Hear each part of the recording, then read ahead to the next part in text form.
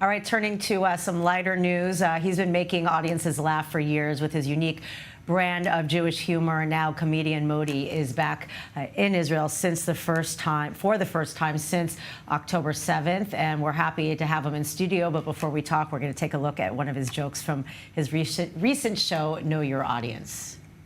Cancel culture is anti-Semitic. You say anything about Latinos, Asian, black, trans, gay, you're done, you're finished. There's no second chance.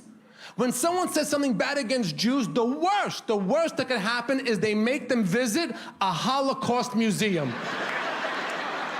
Which is the stupidest idea in the world. You're taking someone who hates Jews into a Holocaust museum. They come out of there, wow! That was amazing! I want a t-shirt, a hat, something! They're onto something! Help me out here! And we're happy to have Modi in the studio. Welcome back. Thank you very much for having me. So, first of all, it's funny just hearing this, that you know, how much has actually changed, right? It's like, you know, the cancel culture, now we're being canceled. Completely. The world is, since I was last in Israel, the world has completely changed. I was here 9/11. I was here October 7th. Did you see? I know, because we were just talking about that. I was here October 7th, right when the war began on that day, and we left from Israel to Paris because I had shows in Paris. I was performing on the Monday after the Saturday when the war began. Wow, it's just insane to think. So you were literally on a plane on October 7th? We were on the tarmac. I was there. My husband was freaking out. We heard the sirens. We were on the tarmac. There was a 4-hour delay, but it was an Air France flight that we were scheduled to go on. And then we did the shows. And since every show, since October 7th, I've been singing Hatikva at the end of the shows. Which is really incredible. And I wanted to ask you about that. But first, we want to actually play a clip, because you were on October 4th, yes, doing a show with our Kalev Ben David, who has the show Jewish World Weekly, and it's obviously the interview didn't air, but you had some very interesting insights. So now we're going to give it the opportunity to be broadcast. So let's take a listen. Okay.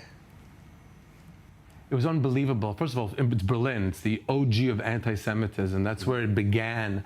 And, you know, there were no Nazi flags anywhere, but there were banners of the Jewish Cultural Festival with my face on it everywhere. And one thing I've noticed now is that the Jews in Europe are just in shock to see a comedian on stage screaming that he's Jewish. Screaming, yes, we do control the media, yes, we do control the money, and we have fun with it. And they love it. They can't get France, insane. All the shows sold out immediately. Jews love to see somebody yelling and being proud to be Jewish. All right, that's also just so it gives you goosebumps to think that that was recorded just a few days before October 7th. So is that still the case? I mean, what has your experience been in Europe, given that the world is completely against us and doing whatever they can to make our lives miserable? Since the war began, I've performed in Düsseldorf, Frankfurt, Vienna, Amsterdam, Paris. I call it the reparations tour. We've been, and people just, they need it. I can't explain to you, they need to laugh. You have to laugh.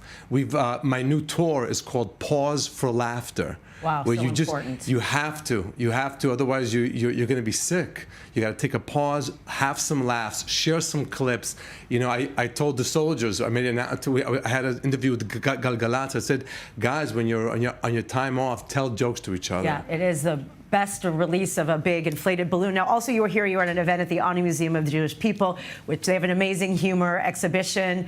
And, you know, now here you are, part of it, along with Seinfeld and all these other greats. So it must at least be thrilling also to get that recognition. So honored to be in the Ani Museum in their comedy category. First of all, how genius it is that they have a part of Jewish history is comedy. That's how important it is to the Jewish people. And to be a part of it, to be a part of the exhibition, wow, it's such an honor, and it's a calling. Being a comedian is a calling. Well, and especially given that this, you know, the comedy has been a source of survival. I mean, going back to the Borscht Belt and, you know, vaudeville and before, like, why is comedy the best way that we've been able to deal with the fact that we've been exiled and canceled for so many thousands of years? It lets you reset. It lets you. In the Talmud, it talks about comedians. It says the comedian's job is to make people who are sad happy and to cause peace when there's a rift through comedy, through laughter, by telling jokes. People get together. In my opinion,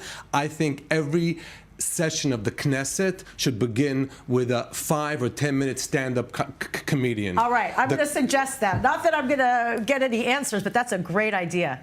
Yeah. I wish we had more time. I wish too. I wish we had more time, but we've got so I'll be much- back. I will be back in Tel Aviv on in September 12th. We're going to be there.